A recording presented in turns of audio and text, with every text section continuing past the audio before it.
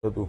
તમારી માંગણી શું છે હવે? મારી માંગણી એ છે કે સરકાર એને કાં તો ફાંસીની સજા દે, બરોબર છે, અને કોઈ પણ રીતનો આમાં કોઈ એડવોકેટ વાયુ છે એ કોઈ આનો કેસ ન લડે, નો હાઈકોર્ટમાં કે નો સુપ્રીમમાં કે નો અહીંયા। જો કોઈને પૈસાથી જ કેસ લડવો હોય તો જે એની ફી થતી હોય નથી 2 લાખ રૂપિયા હું મારા પોતાના વધારે આપીશ।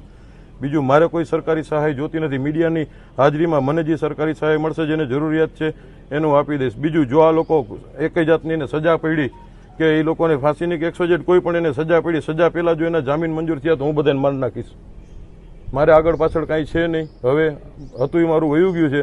હવે આને તમે ધમકી સમજો તો છૂટ છે, મીડિયાને જે રીતના છાપવું એવી રીતના છૂટ, મીડિયાને જેવી રીતના છાપવું હોય અને જે કંઈ ચટણી મસાલા નાખીને તોય છૂટ છે, અને સીધી રીતના છાપવું, બાપની વેદના સમજીને છાપવું હોય તો છૂટ છે। જો આ લોકો જામીન ઉપર છૂટ્યા એટલે હું એકને જીવતા નહીં। જેમ અમારા કોઈ પરિવારના ઓળખ પરેડ નથી થતી ને એમ આ કોઈની ઓળખ પરેડ હું નહીં થવા દઉં।